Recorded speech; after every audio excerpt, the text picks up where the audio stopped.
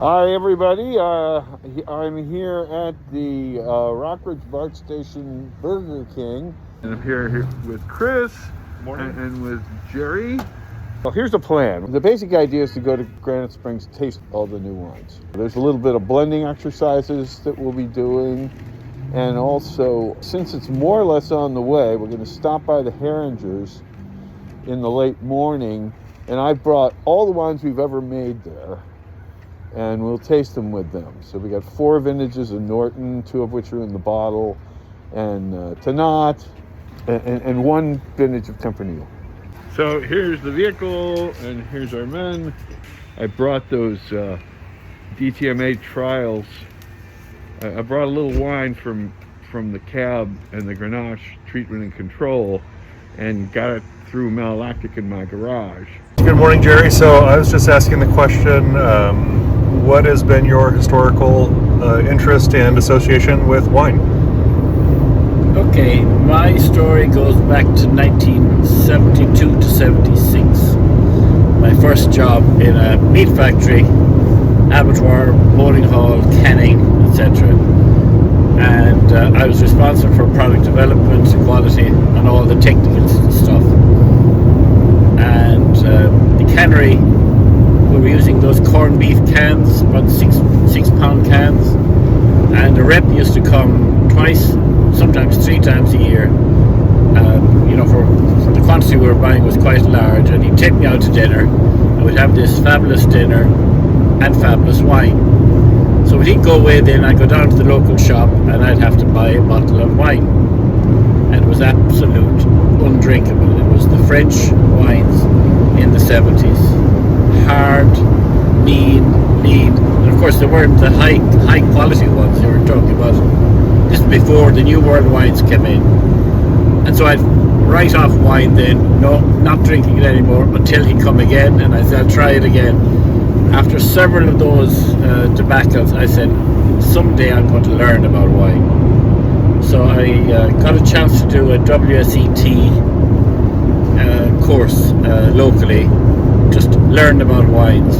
That's where it began, and I've been doing it ever since. And my next job was running a central kitchen with a bunch of chefs and that, but it also meant buying wines. And the wine supplier, Woodford Byrne in Ireland, had a fine selection from the bottom to the top. And we were taken in one night to taste 12 wines, literally from the bottom to the top.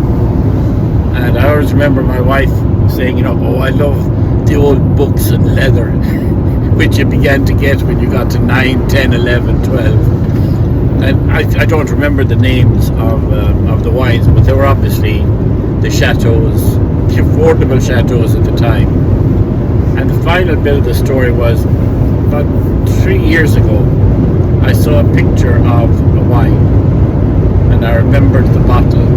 And the guy was buying the Chateau Gloria, a lovely San Julian. So I went out and bought 2 cases of 2000.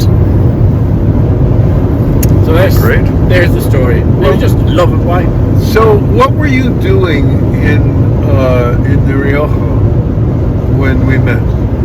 Basically following wine, anything and everything to do with wine. I signed up with the digital wine guys. Any place there was an excuse to get close to vineyards and so forth. And I had been doing the various courses with WSET, the certificates and that, and I took on the diploma one then when I retired in 2012, thinking that diploma was but certificates were quite easy. And I never even thought in science terms a diploma and certificate, it's about an extra year's work. It's not a PhD or a master's. I didn't realize until I was halfway through that when they mentioned about next year, I said, what about next year? Oh, I said it's a 2-year course. I hadn't even read the syllabus. I just had taken the presumption. Then I realized there were 6 exams, a case study and a thesis, or nearly a thesis. So you might as well do bloody masters in wine, except if it was science it would be a master's, but in wine the master of wine has already been taken over. So that's it. Then I met this guy, listened to his story about the music and wine, and went in very skeptical. He came out much less skeptical, and he was flogging his book at the time, postmodern, and there was a Spanish guy, poor as a church mouse, making some wine in a garage and things like that I'd come across. He was admiring the book, so I bought the book for him because he didn't have the price of it. That's how I met Clark. Strange world, coincidences. And then it was convenient because my son's in Berkeley, so I needed another excuse to come over to California. That's it. Sounds like a great excuse. Do you have a particular varietal or region or expression of wine that you like the most? Probably Bordeaux in Italy. I don't tend to be good in New World. Jammy, lose me straight away. Plummy, any of those over-extracted. Same thing with Chardonnay. I mean, I do like a little bit of butter in that, but very, very thinly spread. Awesome. And any whites or all reds? Oh, whites. I mean, I've been right through it. Reds had been ruled out around that time. So my first experience was with whites. We did the Rhine Valley after a year after I got married, and drank 1 or 2 bottles of lemonade, I nearly call it, or grapeade, for lunch. Drove around for the afternoon and had another couple of bottles in the evening. But they were all sort of 6-7% alcohol, very, very light, fruity ones. Then I discovered red and white. As far as I was concerned, white wine was pee. Forget about it. It has nothing. And it's an evolutionary. You just go through the wave, then you rediscover the whites again. And I always remember in Sicily we had a bottle. Not the only time I was willing to share wine. I don't really like to drink the bottle myself, but we had a bottle of Planeta from Menfi. I don't know if you know it. It's like Planet with an A, and it's talk about a mouth-filling experience. It is buttery, but not that horrible old. The Australians perfected it as well as the Americans. That's it. Cool. Oh, thanks for sharing. That's an awesome story. Yeah, I think we met a couple weeks ago, maybe. Maybe not. Maybe online sometime. Probably. Yep. It's nice to finally meet you. Yep, nice to meet you. All right. Why don't we just kind of go in and sit down? Oh, they've got the place sheltered. Yeah. Are they expecting us tonight? Yeah. Yeah, Lucy should be there. It's hard to capture on film how very pleasant they've made the estate here. This little oasis in the middle of the delta, and there's the vineyards with the fog rolling in, and they've fixed up their tasting room quite nicely, and Sandra's in there enjoying a wine slushy. Hello. Hello there. How are you? Thank you How are so much you? for meeting us. Yeah, I'm so excited to have you. Come on in. It's a little warmer in here, not much, but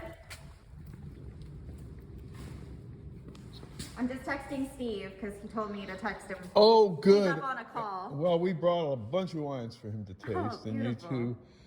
two. We brought everything we've ever made Oh my gosh. off of Heringer. Oh wow, thanks. Yeah. We probably should have caught that. This is the So this is Lucy. Lucy Shizuka. Suzuki. Okay. And Steve Heringer. I guess Mike is more the winemaking side now. Mike's brother. Yeah, so I'm Mike's brother. We've got a great diversified operation. We're kind of 2 peas in a pod. We've got both very different skill sets. But so Mike handles all the winemaking, and then he's our trained viticulturalist on the team. Obviously with his background from Fresno State, and then he also handles he's basically our primary sales representative, both for the wine side and then also for the grape side, which is a predominant part of the business. So then I step in, I'm kind of, with my background, I serve kind of as a general manager on the winery side, do all the HR, admin, oversight stuff, and then do all the operations on the vineyard side, oversee all the operations and the personal vineyard side. Yeah. So Yeah, so originally my contact was you and Mike. Yes. That makes sense. Yes. And, Yeah. and now I mostly work with you and more with Lucy and David. Yeah. Because she answers the phone. She does. So we served over 85 wineries this year. Wow. So there's a That's lot of phone great. calls coming in, which is we're super thankful for Lucy. Well, and I'm sending you all the work I can. Yeah, no, it's been great. You guys are just such a great connection in so many ways. Yeah, no, it's been great. So we've been looking at your wines, and I've been talking to these guys on the way over here. We actually just got through doing Dan Berger, who's a wine writer, is a friend of mine, and we decided to taste the world's great Chenin Blancs 2 weeks ago. No.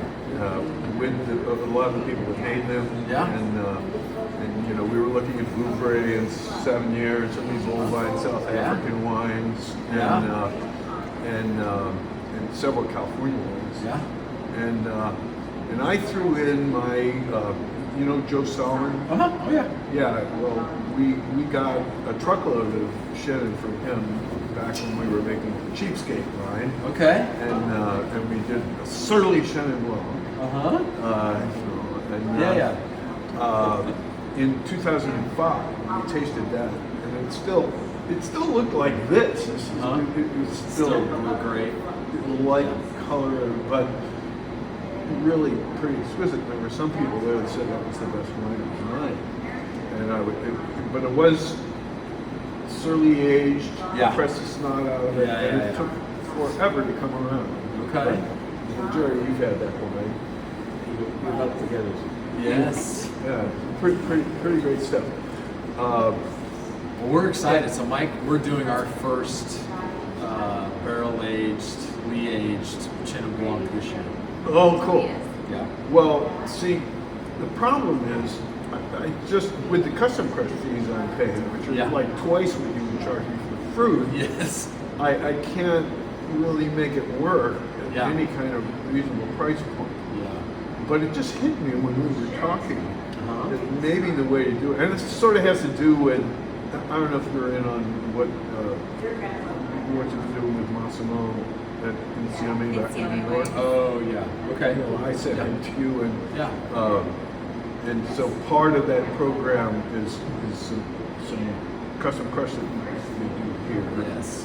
And that might be the way to do it. Yeah. No. You know, so.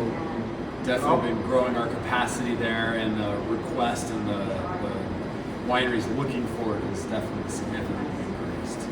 Well, I'm thinking in terms of juicing 5 tons and pressing the snot out of it, and lots of tannin, and then doing surly age, probably not in barrel. And see if we can make it work. And that wine took about 5 years to come around. But now I know about neurological oxygen. I think that might be the key to bringing it along a little sooner. We also want to put a little aromatic variety. I use about 6% VNA. If you've got some hanging around. You have just about everything. We do. And the variety's great for that. So or Muscat would be another one you could right. throw in the mix for the, no, Albarino is a new one we're adding this year. I'm not really sure of the whether that one's more the minerally side or more on the aromatic side, but I know that's one that we planted. It's both. Okay. Okay. So anyway, why don't I bring that up at the January 8th? As a possible thing you can do in the coming year. That's the only way I can make it work. Yes. And still get it on the market for at least under 30. Yes. Okay. All right. Well, great. Let's keep going. What did you bring us so I don't? I guess let's start with Norton. What's the vintage on this one? It's non-vintage. So this is non-vintage, but this is mostly 15. Oh, okay. All right. Good. Because I remember the 14. Yeah, no, this one's better.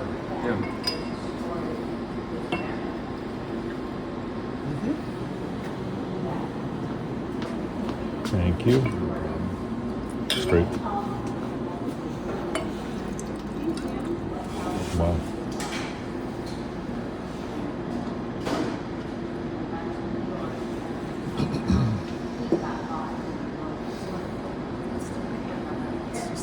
Time of year.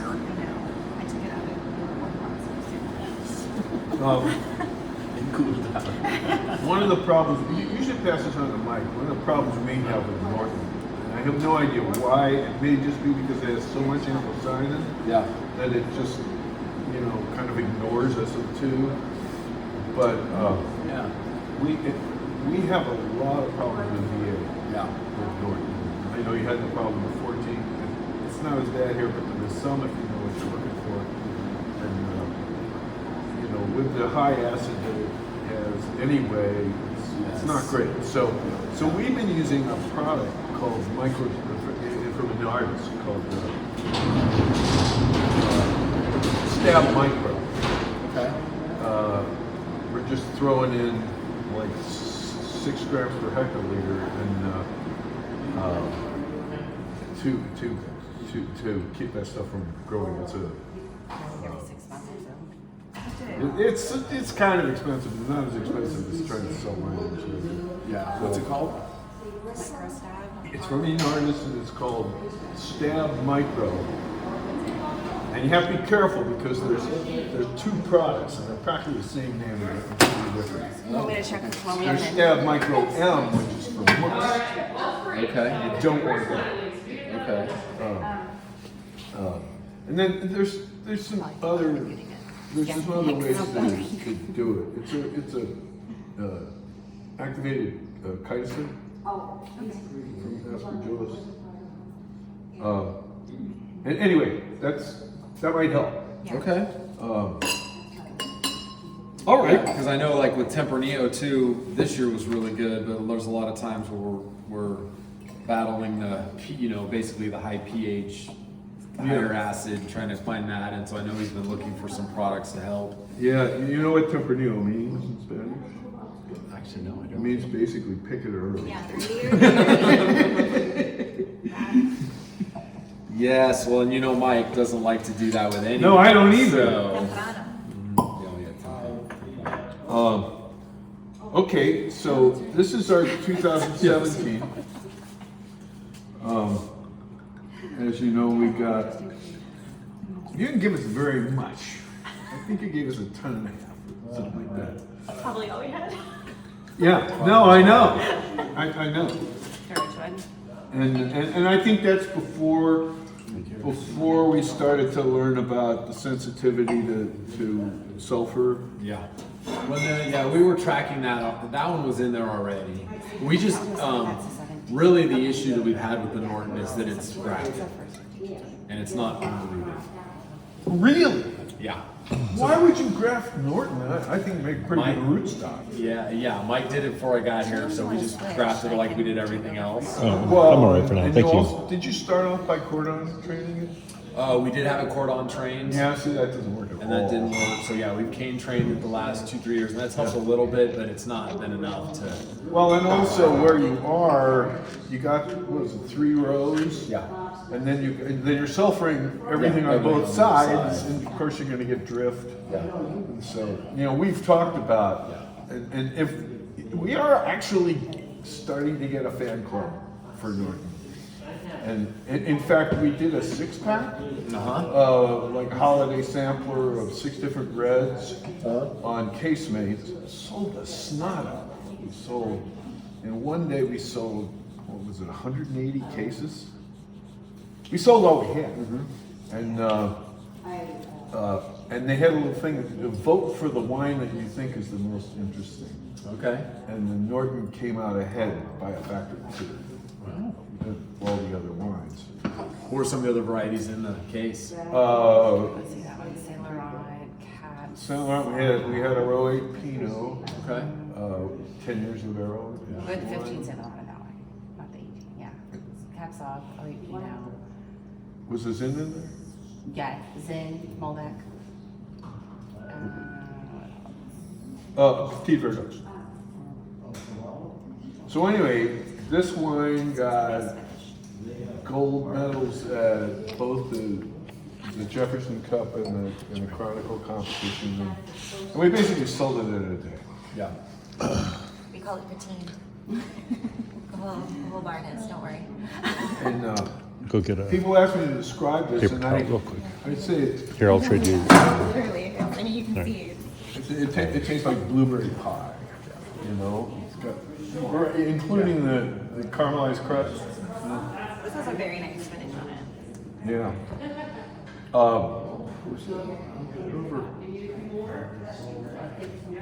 Just a couple of days ago, I can't remember. I was going. Oh! I have a guy that grows oysters up in Washington. An old friend of mine, and his wife was there, and we were going through a bunch of our wines. And I pulled out Here, I'll trade you. 19 Norton, which we taste next. Yeah. And she said, "Oh, I like that." Yeah. And my wife feels the same way. It is. That's how with ours. It's basically they either love it or they hate it. So they're either super big fan or they're not. Okay, well, let's go to the because that stuff. I remember I've got a bottle. All that's left is I have one bottle in my drawer of my desk that I sneaked away before, and we just drank it. So.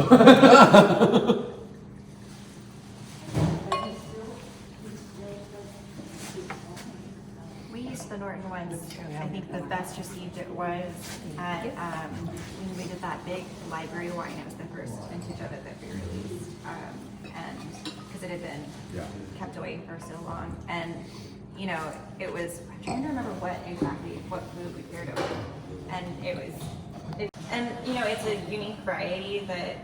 Well, you got a tasting. Yes. I have to do it all through bullshit on the internet. Yeah, but I think it's that expectation built you know, it's not like every other variety. Yeah. Like you said, it got voted most unique, you know, and it's building that expectation of, you know, how it's gonna differ from a lot of the other wines that you've had previously. And this one, I think, is, although it has a little more acid than the last one, it's richer. Mm-hmm.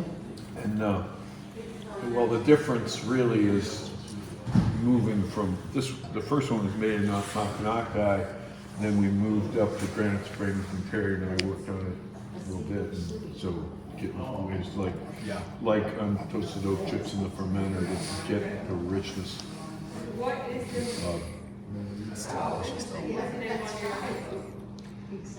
Very bad.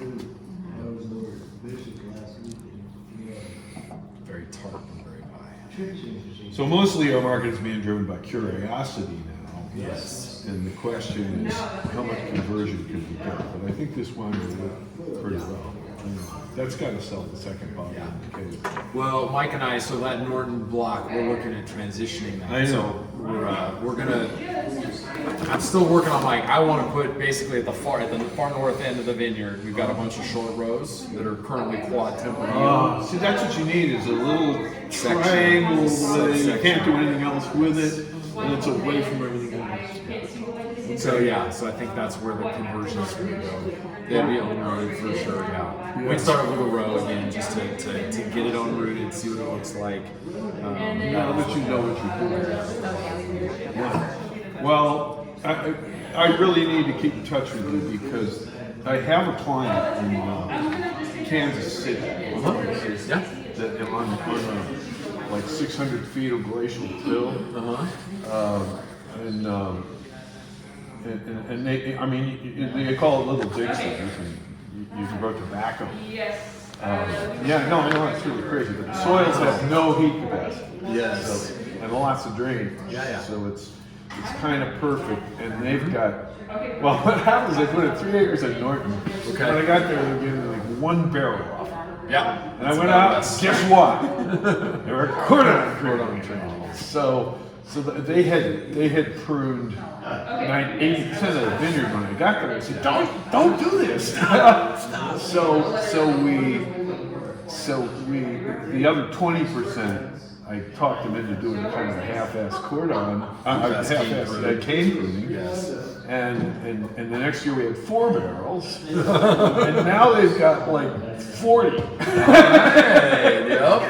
And it's way more Norton than they need. Yes. So This may sound really weird, but if you guys aren't going to do something, or maybe in the interim, we might buy grapes from him. Yeah. How's that? How many California wineries buy Missouri? But you know, Well, for Norton, you're not going to find anywhere else in California. No, you won't. That's right. That's right. Okay, well, let's look at the 19th. And are these 100% Norton? Yeah, you can't blend anything. Well, Mike can. Yeah, Mike does. Mike always does. I always say there's That's his name of the game. There's always something There's else in a there. petite of petite in everything he does. A little something. It's true. That's No, not me. Yeah. I mean, our wines are experimental, and we try to make them pure expressions. And you know, our Grenache or our Sangiovese or our, Tempranillo, they just don't blend very well. Yeah. You know, you put a little tiny bit of something else in our Grenache, and it just Eats it. the character goes away.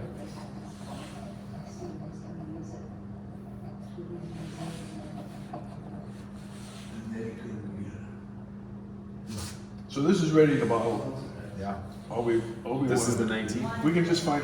Yeah. We can just find it. If we can just get somebody to sell us some glass. Yes. Mike is dealing with that same thing. So much February fun. bottling, we're trying That's what I did yesterday. So, I of ran course he harassing is. all the glass companies. Yeah. And these are a hot commodity now. Oh, yeah. Oh, really? Yeah. They are so hard to find. The last time we had to order sampling glass, we were like, when we finally found them, we're like, give us double. Oh, I thought you meant. I thought you were talking about Tempranillo. No, I'm talking about the 365s. sampling glass is getting harder and harder to find. No kidding. So we gotta save all of ours. I think this is like even better. We got the acid down a little bit, thanks to you guys. Just getting. You remember that we? Do you remember what we did with this vintage? No. We were trying to get it on the same truck as the Tannat, and the Tannat wasn't really ready. Yes. Oh, And so we ended up picking it and throwing it in cold storage. Yeah. 2 weeks. Cold soak. No cold soak. Well, We just picked it was cold soaking for 2 weeks, basically. what was that? And then one screen was like your electricity went out too. It wasn't We're hard. gonna transfer It it, so we had to doesn't. wait There's no because juice there's to no. it, so. I think it's handpicked. Not that you picked. That it would. The Norton doesn't. I mean, trying to sample the Norton is always. It doesn't juice. No. I think it was machine. Yeah, you got it. Really? Well, whatever. That's, I don't do. I think 18 was the last year we had to take Norton. So.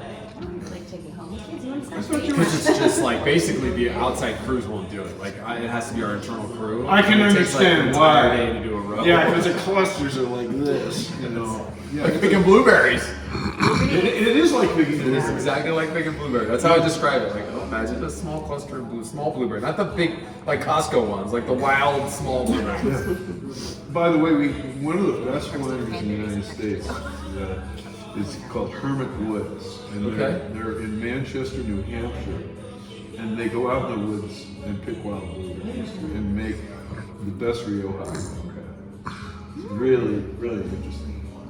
I'll have to keep that in mind next time I'm back there. It's called Petite Blue. You should just get it on the internet. Yeah. But yeah, it's a thing. I couldn't believe it. Well done. Yep. Yeah, it's definitely the first one of the lunch. Well, then I think the next one would be a little prettier, isn't it? Did we use the blender on that one? Yeah, now the difference here, in 2019, Richard Smarsh came up from Australia. He says, look, I'm a viticulturist and not a winemaker. I don't know anything.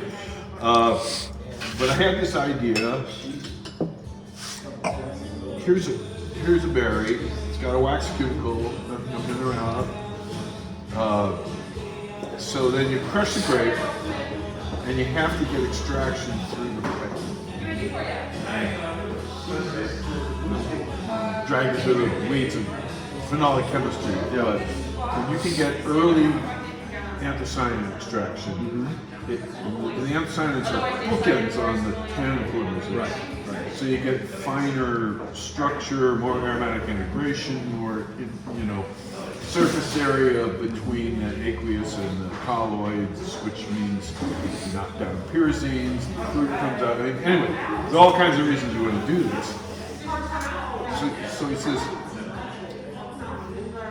this is slow, but you do get rapid extraction right around the cut edge. It's just not very big, so it's not significant. He says, why don't we figure out a way to chop the skin into 10 pieces to increase the perimeter of rapid extraction? And so Della built a machine. They figured out how to design. It's basically vitamins. With just the right blade, at just the right speed, to chop the skin without harming the skin. Well, actually, you guys experimented with it. We never did find out what you thought. The Della Well, we took the machine over to Mike, and I don't know what he ever follow up with. Yeah.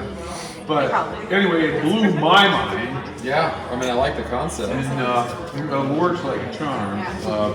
And then, so the difference between the 19 and the 20 is DTM.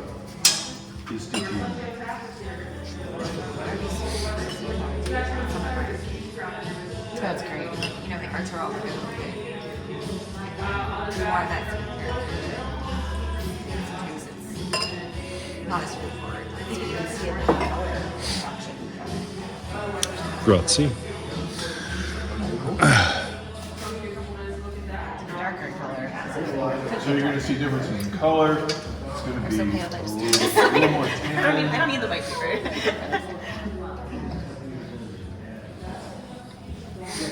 And you can see the difference right away. It even has floral, which I would never have guessed. I would never ever guess that Norton would have a floral character. Uses the samples we That's amazing. It smells like honeysuckle. Yeah, that's crazy. We're using the DTMA on whites. The Pacific Rim did an experiment on Riesling. Yeah. And all they did was chop it and put it directly to the press. really fun to use. And there was just this That is huge so awesome. increase in the aromatics and the lushness. Oh, it's manual? Oh my gosh. Wait to chop With this gummy of variety of Norton. Tim's doing shifts. It's in line. That device is manual. It's not. It's not. No, the blender one is. Yeah, the blender is is the manual. big machine too. You're talking about the handheld. Well, I mean, our the original handheld experiment is in big. 2019, we used a stick blender. But you don't want to do that. That's too much like work. Yeah. But it just, So they've recreated this at a more commercial scale. Yeah, and the thing's cheap. It costs about it's cheaper. Smell-wise, About 15 I would never guess that was Norton. And when I started playing with this, I was 59 inches into it. Okay. And I thought I was pretty good. But then I see It's like almost like when you do like a fruit crust on a mine meat. winds up like quantum leap. Like that. Like cranberry sauce on like veal or something. Definitely sell those in 2 packs. Did you try the 19 and 20? It smells like I'm sticking my nose in one of the roses out in the garden. But it still has a bit of that same it doesn't lose that. It just has like if you This even has more of a meaty flavor to it. Well, you see how there's much more tannin. Way more complexity to it. Yeah. And you still get the blueberries, but there's also that kind of that meaty note that you get in our Tempranillo or in some Pinots. Like that savoriness. It reminds me, do you remember this was I have to look at my old sister that like Shauna was made a world ago from us that had a similar nose to this. And I wonder what she did to it. And it even got some write up and they called it they were like it almost smells like lavender. And it has this like floral character but with a savory note to it, and I wonder what she did. She was doing experimentation too. So let's look at your turn. What change is that? This is the 2017. I think it's Great. 30 months interval. 36 months interval.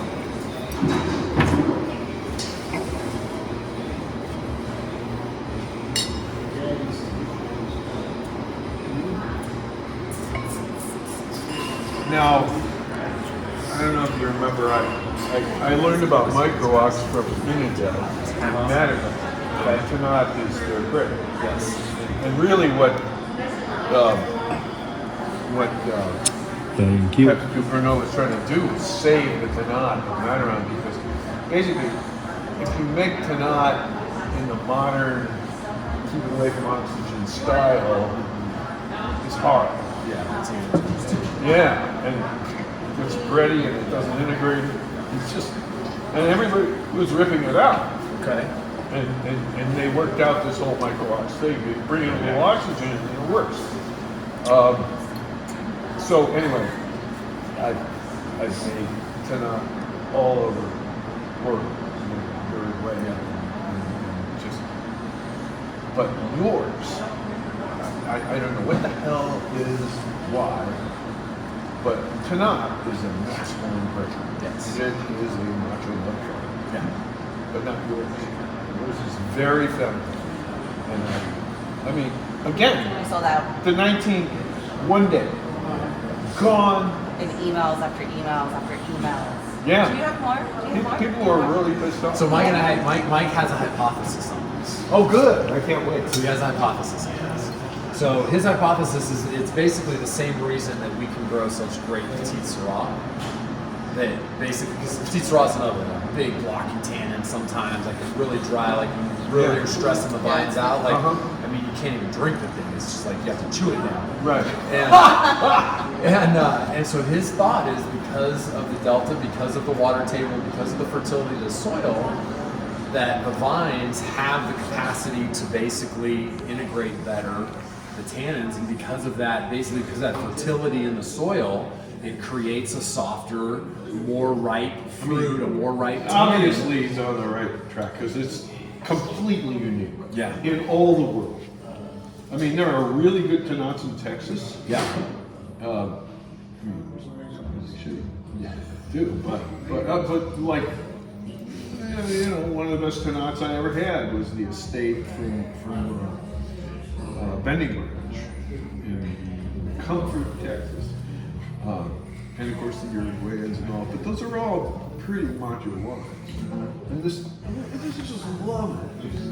And you know, we took our 2019. I mean, it's drinking. Yeah. It's drinking like a Norton, you know, and it's only it's only 1 year old. Yeah. And zoom. Yes. We did buy more. We did buy Yeah, more. we increased our time and everything. Yeah. It's good. It's good. Well, again, for us as a varietal, it's one that we're having a lot of success with. So it's one we've added to the portfolio. Oh hell yeah! It's- You can't grow enough of this. And the market, I think it's partly because the market is flattening, Yeah. and so people are into it for longer, and they get bored with buttery Chardonnay and Yeah. Cabernet, and they want to do something else, but they still want it to be tasty. Yeah.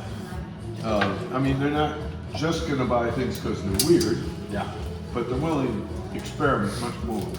And I completely agree. From a sales side, like Yeah. that is absolutely a trend. You're seeing people who, I did the Chardonnay, I did the Cab, I did the Pinot. What more do you have? Yeah, what else can I play with now that, you know, I've established a little bit of a following, you know? yeah, so that opens up some possibility for you know, tonight, Yes. and then even more. We can't wait for Norton to catch up. But it helps a lot. That just sells the first bottle. Yes. But hopefully the first bottle sells the second and third and fourth. Yeah, that's the goal. Once you get that taste, you're Yeah. hooked. I know we said that. And then once you get them hooked, I mean, like Norton's a good example. Where the hell else are you gonna buy it? Yeah.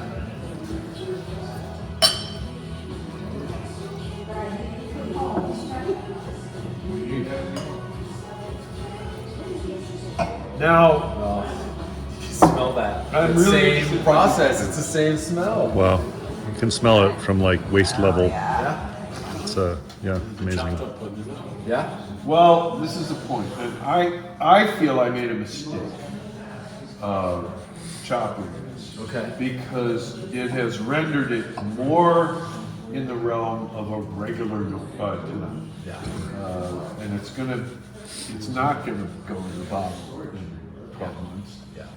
But I mean, it's ridiculous to be in the business of making elegant, feminine, drinkable Tannat. Yeah. I mean, that sounds like a level business. I'll get a case of it around the holidays. Right? Nothing. And then sold out? I know, I need to do that. I mean, I think this will last for a good long while.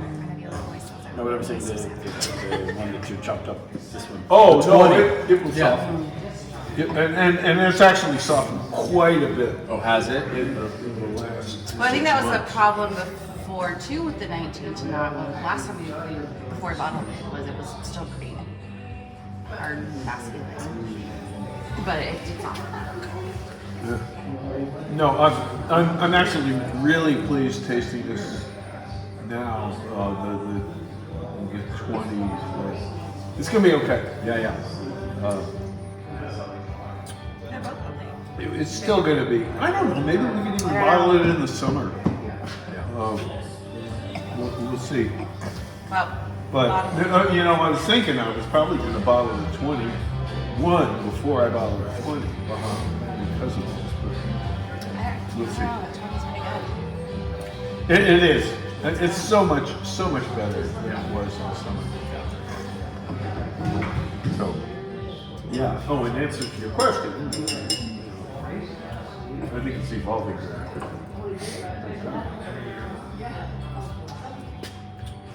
So let's look at. So when the crusher, how did that affect the tannin structure and the balance of the wine, other than obviously the I mean, the aromatics? blender. Well, one thing you need to know about Granite Springs is they don't believe in crushing. Oh, it's all Everything's whole berry. They destem and ferment everything whole berry. In fact, Micah Ross is the. Yeah, You know Micah? we know Mike. We saw the Micah. Micah's wonderful. Yes. Very smart. Yes. And very opinionated. You know, he and I. We share many opinions. So I think he's really smart. But he's got stuff he believes in, and one of those things is they don't even own any rollers. He refuses to have the winery even have the possibility. So.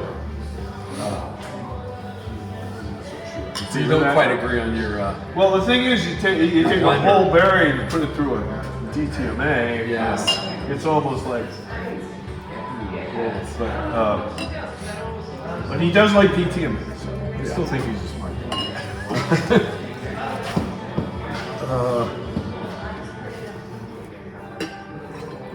I'll grab a martini here, and I'll grab a trolley.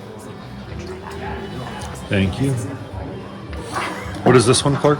Well, this is 2021. 2021, okay. And so it was basically made like the 19, so no DTMA.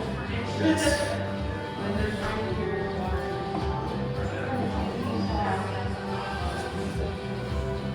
And of course, it's, you know, 3 months old. Still. I think it's, you know, Multiple there. I think it's through Malachy, but Let me check. but It does seem to have a little higher TA though. It's got a more tart finish. That's my perspective anyway. Yep. It's not it may unpleasant. still be going through that. I'm not Yep. sure. Software. It's nice. End of it? Yes. Ah, you do? Isn't it the best? We just converted this year, Oh, Good for you. welcome. so we're learning Well, very and- quickly. Well, let me know if Do you you need love the assistance vineyard with it. package? We haven't done that. We Oh, haven't you need to do exceeded that. the You need to do frosted that. It's the best part. Oh, Yeah. So all I have left is the Tempranillo 2018. okay. Lucy brought our 2016 16 Tempranillo. Great. Tempranillo. Let's I'll try that one We'll first. start that Yeah. first, start with that. and then we can finish off with the Giraldigo. Yes. All the way from Northern Michigan.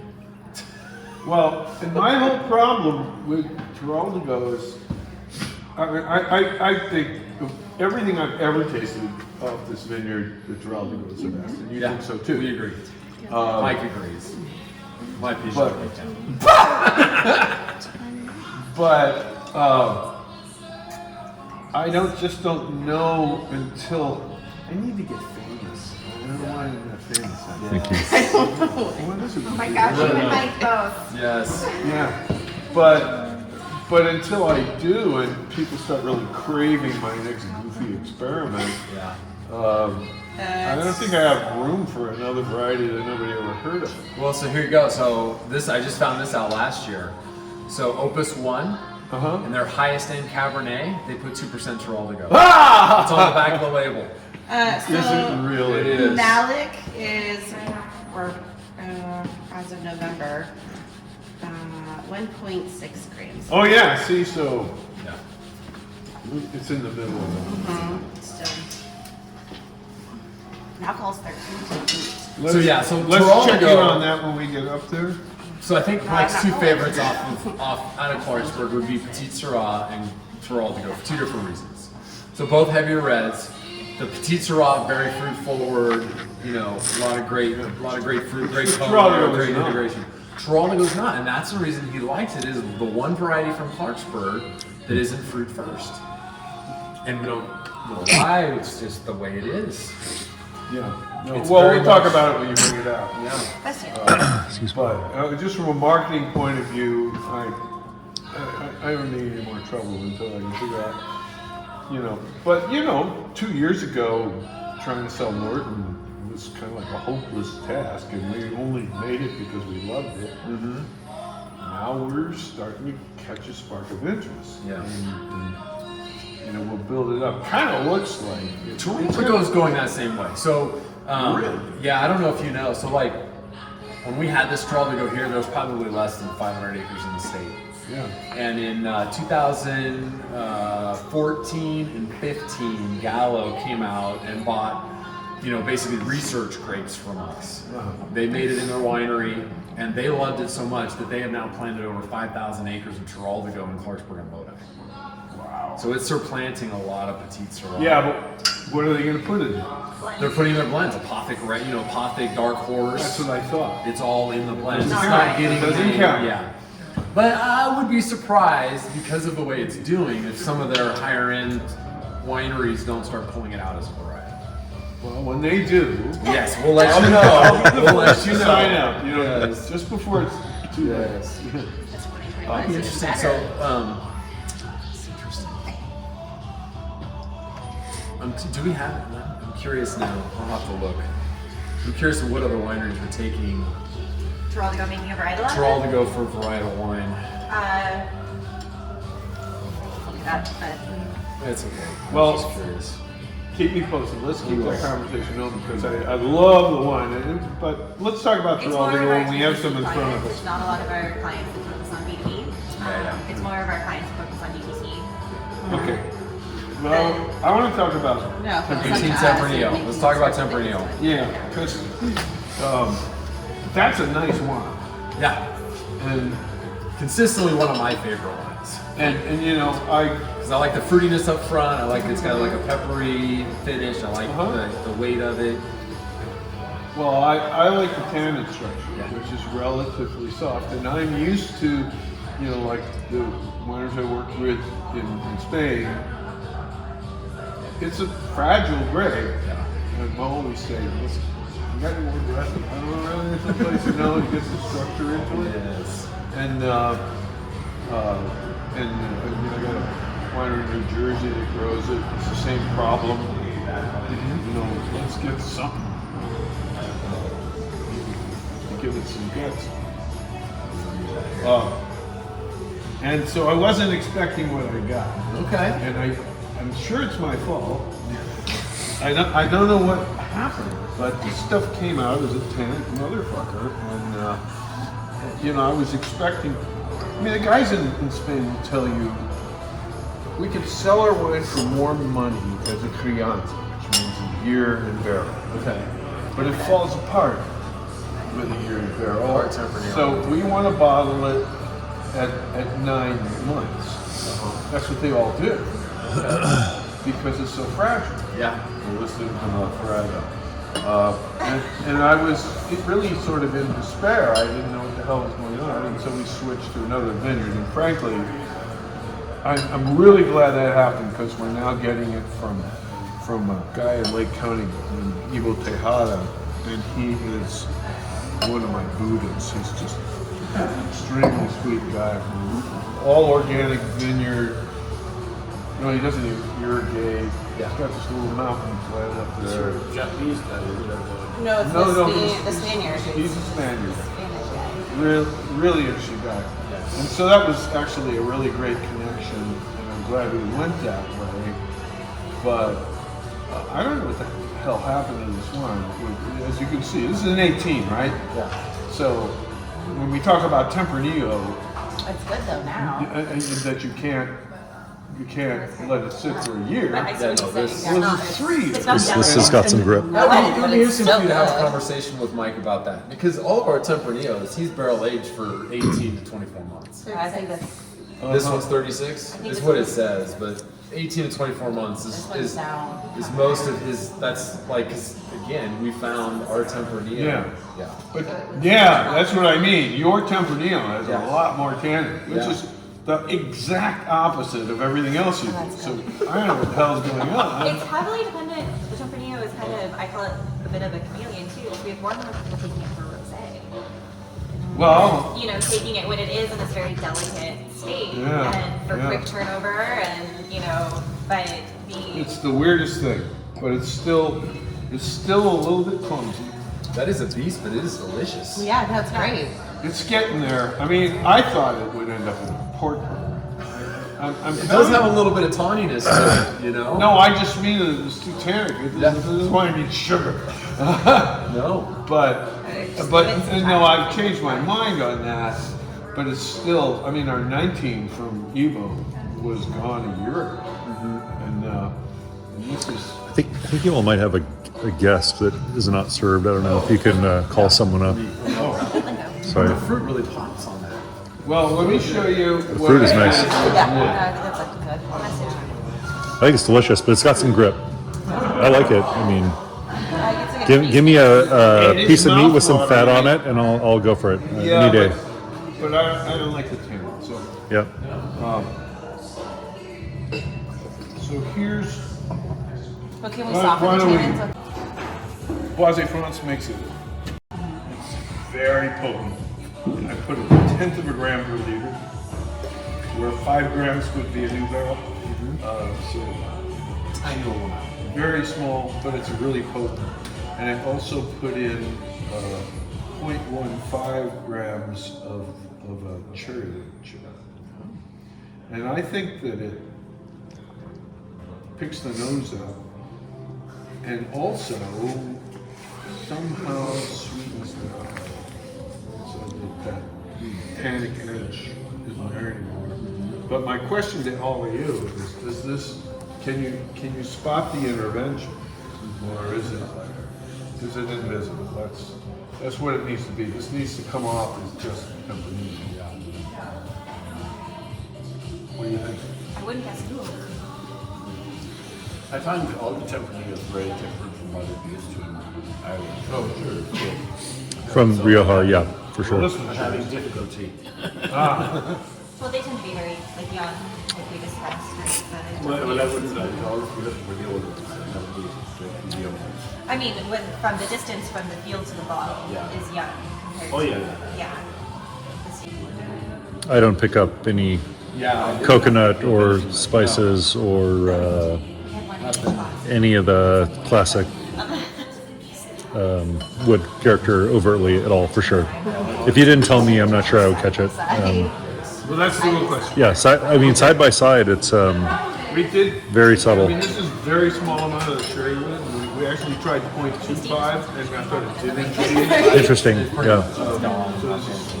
But I was thinking, she was like, Nope. wait a minute. I think that one. I think it's really good wine. Oh, you're comparing with and without. I think it's pretty extraordinary. I like the side-by-side comparison. I can't do the, Yeah. just drink it and go back to the other one. Well, okay, I need okay, to- but Maybe I was doing my own. but you have to learn to taste like a consumer. Yeah. Just side by side comparison. That's all I do. Exactly. side by side shows you what a winemaker needs to know about the difference that's happening, and I think you can see that the coarseness of the tannin is clearly improved here. But the consumer doesn't care about all that. They don't want to see how the long sausage is.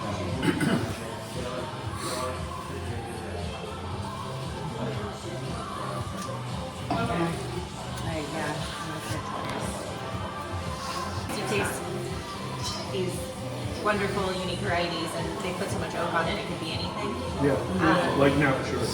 Or a lot of nap cows. You know. Yeah, no, I definitely. I don't feel it does that to adds. it at all. So it definitely gives the, like on the nose, like this is just a little bit of a sweeter vanilla caramel, where this you get that little bit of a cherry pop Yeah. with that, and then the same thing on the finish. So the mid palates are about the same. Well, that But was then the on the other finish. thing. You get the nice little cherry pop on the. Well, on and the there's finish, and also it a lingers little on bit the- of a salty, almost like Italian roast coffee brininess in the finish, and that's from the 310. Okay. Very, very heavy toast. Yes. But it's really great. That's what I think too. So that's what we'll do. You know, just they soften the edges. Now we can start bullshitting about the rest. Okay.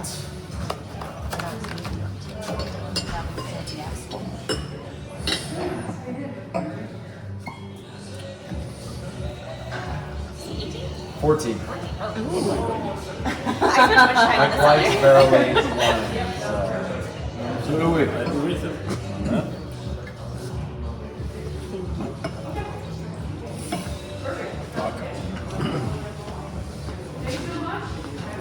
Thank you.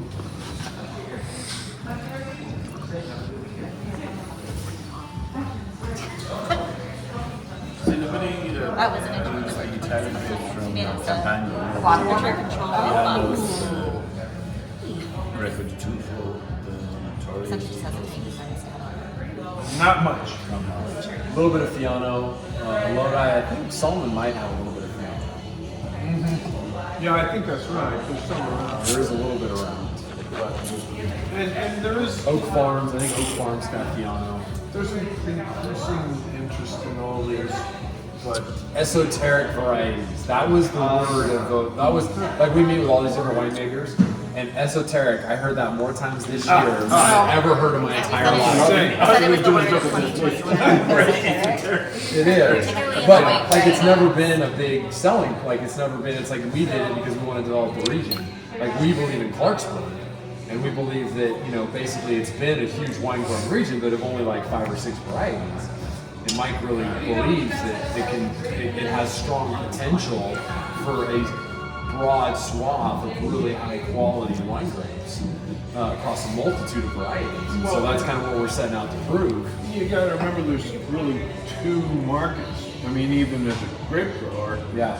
you can either grow for the big guys and do pop varieties, or you can do experimental wines for people like me, and then once in a while, one of them just explodes.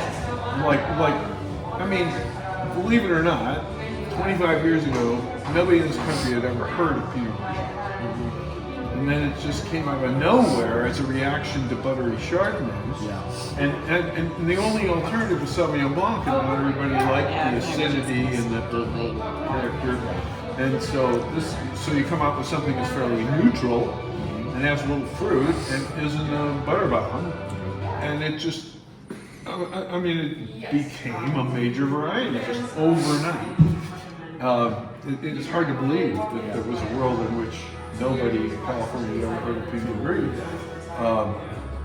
In Europe, the Albarino came in. Well, then you have Albarino, and I mean, right now, I really think you need to get some Vermentino. Yeah, we actually talked. So with the Albarino planting, we were adding to a Chenin Blanc, and we knew we wanted to experiment with something new, and those were the 2 that we were talking about. Yeah. Well, and now I liked that it for the Albarino. now that Randall Ramp's working with Gallo on so could be a thing. I don't know. I'm not necessarily saying you should plant it because it's problematic in a number of ways. But, anyway, we are in a time now where there's, but it's almost entirely going to be little micro projects like I'm working on. Once in a while, something like that. Not that I care.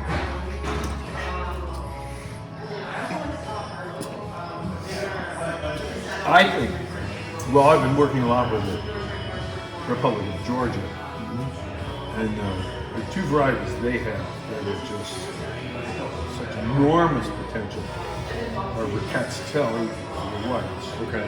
Which is kind of, What's that one? I don't know. it's peachy. Okay. It's a little like Pinot Gris. Okay. It's a little like Riesling.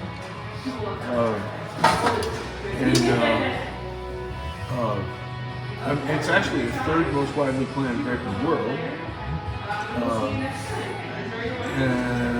And then in the reds, and it would be incredible here, is the Saperavi. Imagine the color of Petit Syrah and the aromatics and flavor and acidity of Barbera. Put those together. It's the simplest wine in the world to make, and I think because of the characteristics here, it would do really well. And it's just sitting there as an opportunity that nobody's taking. What's that one called again? Saperavi. The white one you mentioned, that's Greek. No, it's Georgian. Just Johnny producing these as well. Well, like I said, it's really all over the place. It's spelled Rkatssite.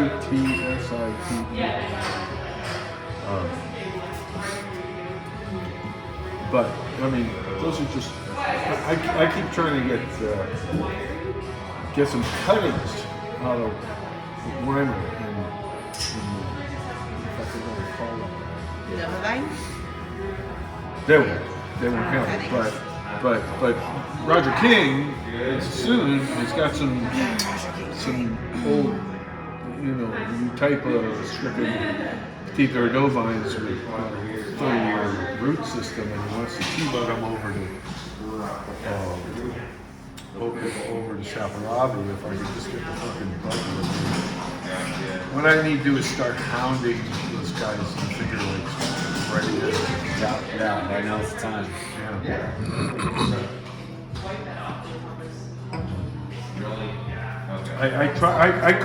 I don't know what's going on.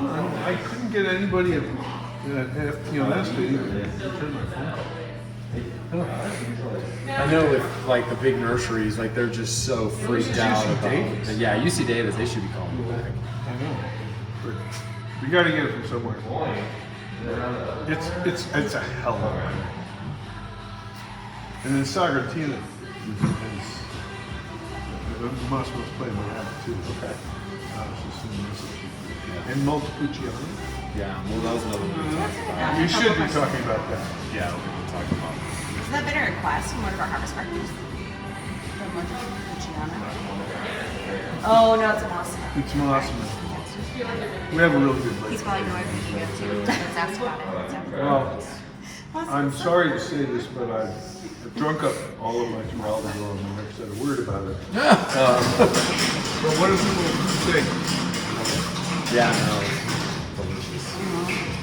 It's pretty serious stuff. Yeah, no. It's a lot of complexity. As you say, it's not fruit forward. It has a beautiful sort of brick shithouse tanner structure. So are you thinking adding to the list?